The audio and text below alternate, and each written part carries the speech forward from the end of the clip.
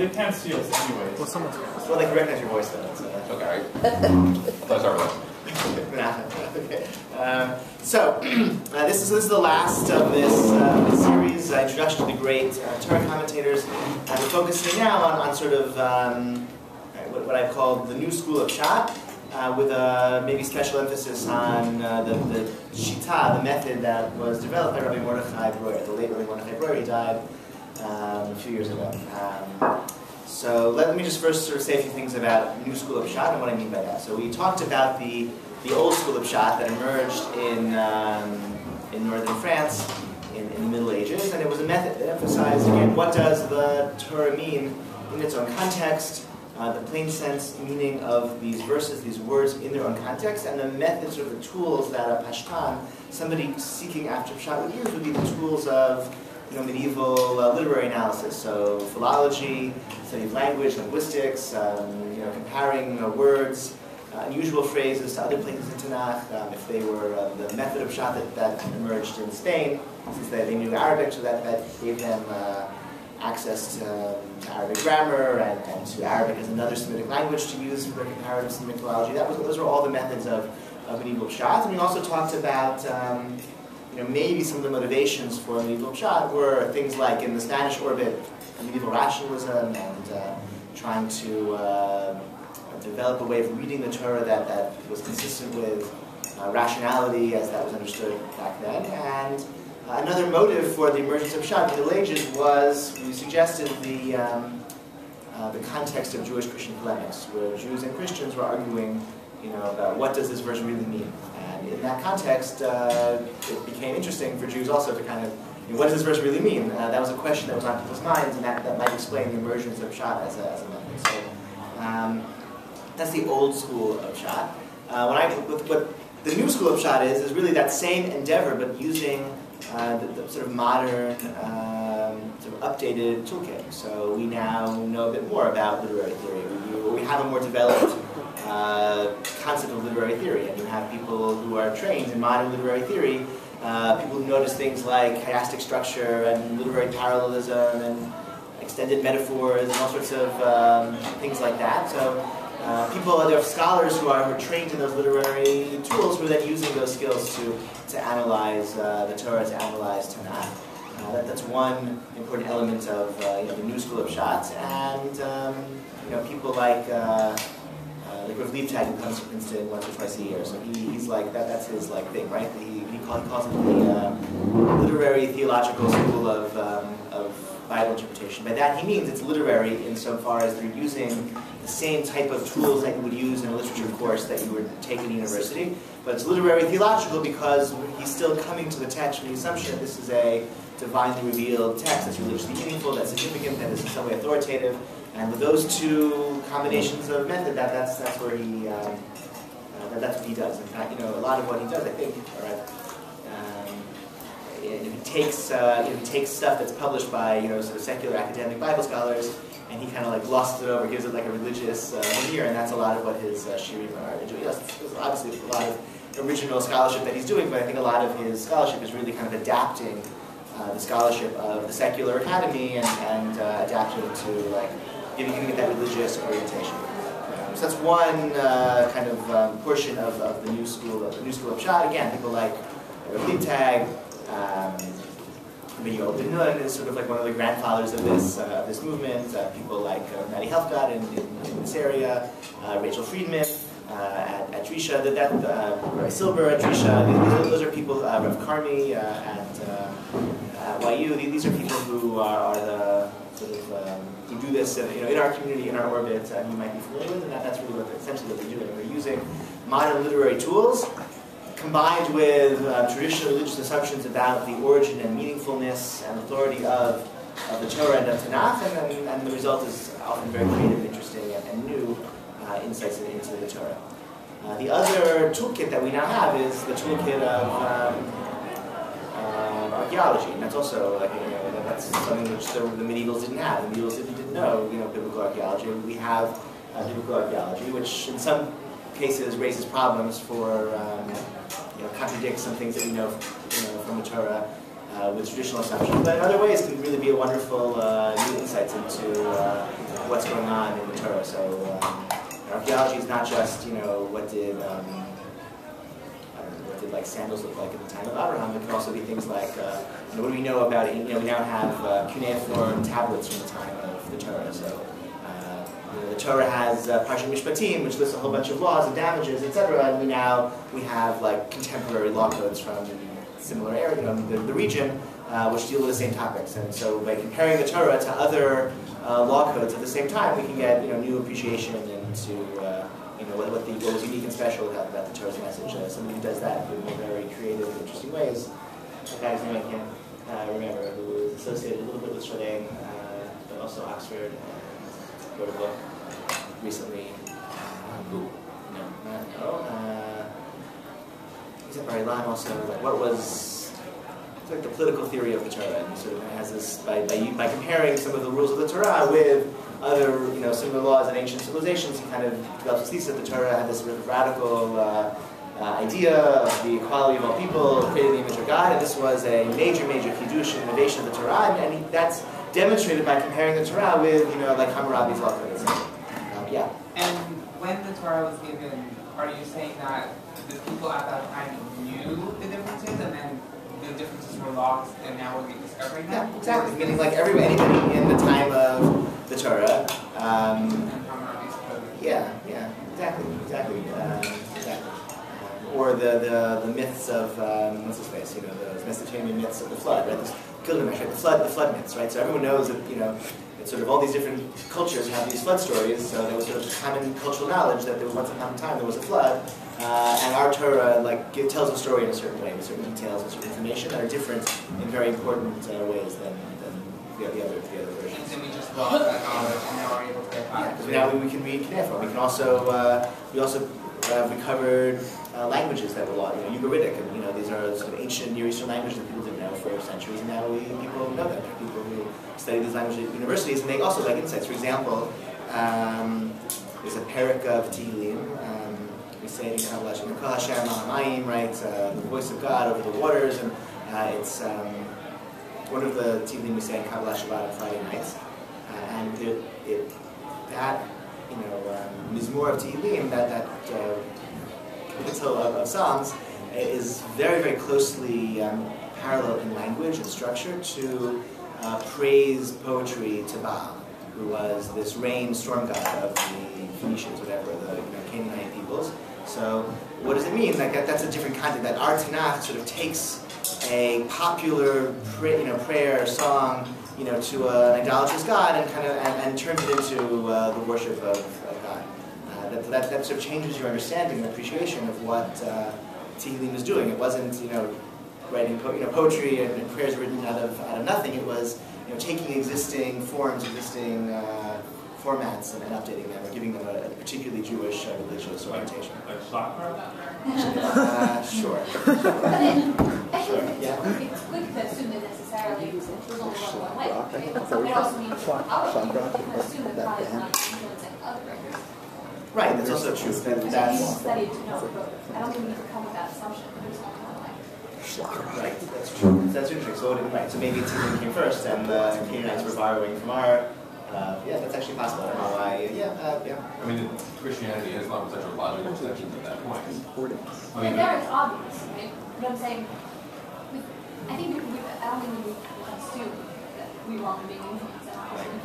Right, we don't need to. That's true. That's definitely true. And I don't mean being influenced in the sense of. I don't mean influenced like it's not for us. I just meant in terms of if you're sitting down to write a praise song to God, it's sort of natural that you would use the format or some of the imagery that is sort of like in the world around you, in these cultures. I don't mean it's like we just got it. I just no, we took forms and formats and cultural idioms and gave them a uniquely distinctly Jewish flavor. Direction is very hard to. It's hard to demonstrate that there's a little bit of tangent, but it's sort of relevant to what I'm eventually going to say. There's Rabbi Clapper, who's taught here a number of times. He wrote a paper once when he was in college, I think, or grad school, showing that the story in Samuel of Amnon and Tamar is modeled on the story in Genesis of Yehuda Tamar. I believe this is what his thesis was. And so he developed this thesis that clearly the author of the book of Samuel was kind of, deliberately using kind of these symbols and language and imagery and etc. from the book of Genesis, and was using it to kind of construct a story to kind of make some larger point. And he wrote this paper, and then subsequently he found in some academic Bible journal somebody who wrote the exact opposite thesis, that the author of Genesis was clearly modeling his story on the book of Samuel. So I guess the point of the story is that you really, there are certain, if you have, I guess the point of the story is that there's no method stands alone from the assumptions you bring to the text, and if you assume that, let's say, the Torah is a unitary document, that is the product of revelation, that it dates from the time of Moses, and that's a prior assumption you have from faith, from tradition, from other reasons. That's going to then color your subsequent interpretations, and it's going to create certain interpretive possibilities, but also close up others. I mean, you could figure out how many people knew Hebrew at that time, and then know if they didn't know Hebrew, they kind of copied from. Can you repeat the question, please? You're saying in terms of like respect to Avitel's point, that did we get it from the Phoenicians or whatever? Did they get it from us? So who knew Hebrew? Who didn't? Yeah. So that's a good question. That's hard to. And that assumes that Jewish texts weren't floating around in translations. It wasn't until later, right? It wasn't until translated. I would say it would be interesting to question this instead of just taking it for granted. I agree with you, Joe. Like, there's all kinds of ways to discover which was really true. Yeah, that's interesting. It's an important point. I think it's very hard to determine. Often it goes both ways, and usually I think it goes both ways. It's such a complicated now. So that's in a nutshell, the new school of Pshat. Again, using modern methods like archaeology, like the knowledge of Ugaritic, knowledge of ancient Near Eastern civilizations, as well as knowledge of literary theory and all sorts of literary dynamics that we now studied and talked about in universities, using those to study Torah, coming to it with religious assumptions, Jewish religious assumptions. Again, just as Rashi, Rashbam, etc. Their pshat was Jewish pshat. It wasn't like necessarily the same pshat that a completely detached, neutral observer would get. It had also Jewish religious assumptions. So too, the new school of pshat, as I'm using that term, as I'm describing those orbits of individuals, are also coming to it with Jewish religious assumptions. Again, I don't think there's any.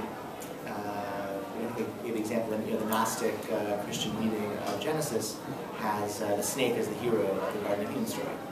Right? The God of the Old Testament to the Gnostics was an evil God who wanted to keep humanity in the dark, and the snake, the serpent, represents enlightenment and was trying to free humanity by giving us fruit of knowledge, and that's their reading of the story. So, which is like the opposite of our understanding of the story. I'm sort of telling us there is no necessarily clear. Neutral vantage point with which to read a text. Texts are, you have prior assumptions. A Jewish reading of the Bible assumes that God is a good guy, is a hero of the story. And with that assumption, that's going to, again, create, certain possible ways to understand the text. It's also going to negate certain ways of understanding the text. But and you have to have some assumptions. And the New School of Pshat has Jewish religious assumptions about, again, the authority, the revelatory origin of the Torah, but again, is very, very open to using modern method. So I want to shift now to talk about Rabbi Mordechai Breuer, who is sort of one figure associated with this movement, and he developed a shita, a method of Torah study called Shitat Bichinot, the method of the aspects of the vantage points, which I think is worth investigating. And we're going to then use a case study to kind of explore different modern methods of Torah study. So up until now, one of the, again, in this series of luncheon notes, we've looked at, a lot of attention to a question of the relationship between the written Torah and the oral Torah. That was like a central question of medieval Torah commentary. It was a major question of 19th and early 20th century Orthodox Bible commentary, because that was the locus of the great polemics of that was the attacks on traditional Judaism were attacks on this relationship between Torah Shebetach and Torah Shebetach, the written Torah and the oral Torah, right? The Rabbi just made that up. That's not what the Torah means. When you say that don't boil a kid in his mother's milk means don't cook dairy and meat together, etc. And so defending that relationship was a major agenda for Bible commentators in the medieval period and also the early modern period. That is sort of no longer the major locus of polemics around the Torah. That's not where traditional scholars are defending tradition in the face of critics, because I think postmodernism, as I sort of mentioned before, this idea that a text clearly has one meaning, that any rational observer would agree upon, is very passé in the academy, right? There's no text, there's only one meaning, authorial intent is not really a valid thing to care about anymore in the academy, and so I think that whole polemic about Pshat and connection between written Torah and oral Torah, I think is really not so, it's not a very relevant debate anymore, it's not a live debate anymore, because again, anything, postmodernism gives traditional Jews a way to say, yeah, the rabbis invented postmodernism. Texts can have multiple meanings, and we're just exploring all sorts of, in a very creative and authentic way, the meanings inherent in any text. What has been a major focus of polemic and contention is the issue of sort of higher biblical criticism, which is a school of scholarship that developed over 100 years ago in Europe, and it's been developed since then, that sees the Torah, the 5 books of Moses, as not the results of one author, but the results of multiple authors over centuries, and edited together by a later editor centuries later. And this is, I don't know, if you take Bible classes, and I think just about any university in the world, this is what you'll be taught. This method has been, if you approach the Torah with the assumptions that it was written by a human author, it's very, very easy to then reach the outcome of, well, it wasn't just one human author, it was really multiple human authors, because there are contradictions in language, and there are contradictions in content, and a simple way to resolve the contradictions was to say, well, it was multiple authors, and they sort of, stitched together at a later time. Mordechai Breuer, there were a couple of, sort of ways in which Orthodox Jews have tried to kind of defend the unitary authorship of the Torah against the claims of biblical criticism. I think a lot of what the literary theological school, the New School of Pshat, does in their literary analysis is implicitly a rejection of higher biblical criticism, because if you can show kind of common literary threads that unite, Shemot and Bamidbar and Genesis, so you're actually saying, yeah, this book is coherent and is meaningful, taken as a unitary whole. And if that's true, then the force of the Bible critics' arguments is really lessened. Right? If we can study this book in an intelligent way, a coherent way, as one book, treating it as a complete product, then whatever seems the Bible critics find, there's much less meaningful and less compelling. So that's one response. Another response that was developed by Mordechai Breuer is different in a very significant way. But let me take a step back. I'm sorry I'm talking much more than I usually do, but I have a lot of things I want to say, but you'll have a chance to talk to me later. And probably some of you are familiar with Rabbi Soloveitchik's classic book, The Lonely Man of Faith. And The Lonely Man of Faith begins by pointing out several of the most obvious contradictions between Genesis chapter 1 and Genesis chapter 2. And the Bible critics, of course, notice this, and everyone notices it because they're really very obvious. The names of God are different. In Genesis 1, man and woman are created together. In Genesis 2, man is created first, woman is created later, etc. Several other really important ones. They're different stories. However, whereas the Bible critics responded to this and said, well, Genesis 1 is author A and Genesis 2 is author B, what Rabbi Soloveitchik does is say that contradictions between Genesis 1 and Genesis 2 are not the result of two authors. They're the result of a contradiction that exists within each of us ourselves, a contradiction in the human condition. Soloveitchik then develops this paradigm when he calls Adam 1 and Adam 2, and these are really two different modes of human psychology, two different ways of being. If you haven't read this, you should just read it. It's not that long. It's like a classic. You should read this.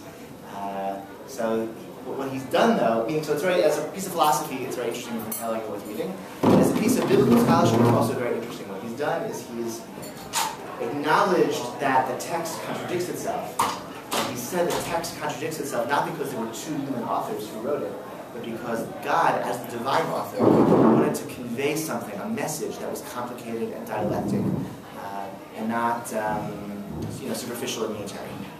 And Breuer basically took this approach and applied it to numerous other examples in the Torah of contradictions. The contradictions are not because two authors wrote two different versions of the story, two different versions of the law, and someone else had to sort of match it together. No, the contradictions are because God, as the divine author, is trying to convey a complicated, dialectic, multivocal message, and the only way to do that is by incorporating two different perspectives, or three or four different perspectives, into one account. And only by looking at all of these different perspectives as one, you get the full dialectic, multivocal divine message. Yeah. That's nice. It probably helps some people sleep better at night. But it seems to me of being almost assuming away the problem. Or just saying, we have an omnipotent God who can do anything, and therefore must have a reason for doing it like this, and therefore we'll find the reason, and then work back around to say that the omnipotent God did this.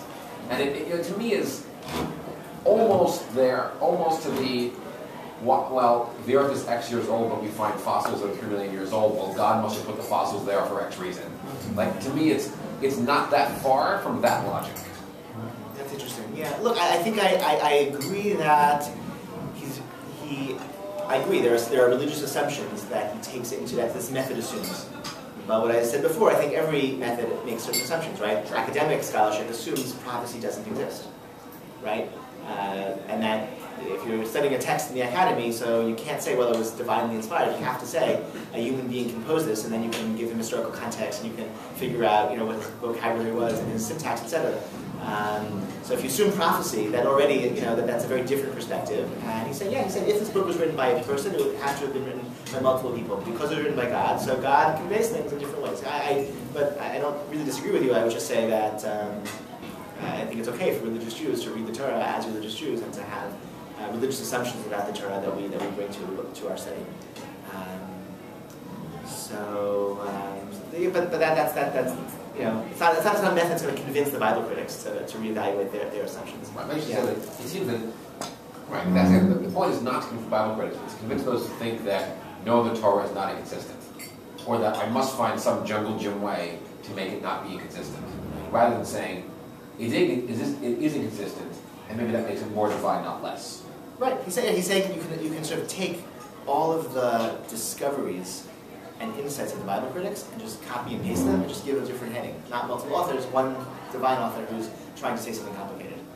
Which is a strength, also a failure, because sometimes the Bible critics are weak in their argumentation. Sometimes the more traditional readings are actually more compelling. So that's a flaw of his. And another flaw of his is that you have to then find something meaningful to say that all of these multiple perspectives, and that's, Adam 1, Adam 2, like as Soloveitchik kind of develops those personalities, are two different ways of being, this divided human personality. That's very meaningful. When you get to some of the other ones, maybe less, it's a little harder to kind of come up with a meaningfulness. Okay, we're now going to spend some time.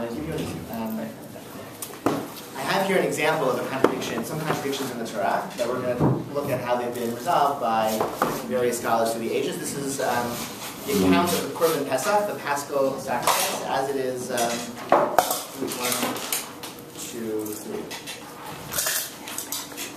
3 pages. Sorry, not stapled.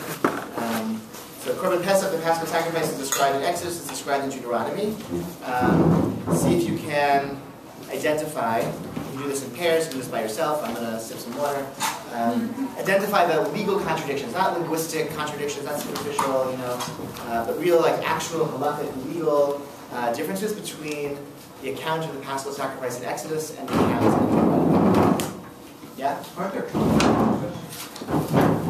think there's two intertwined accounts. Yeah, maybe, but okay.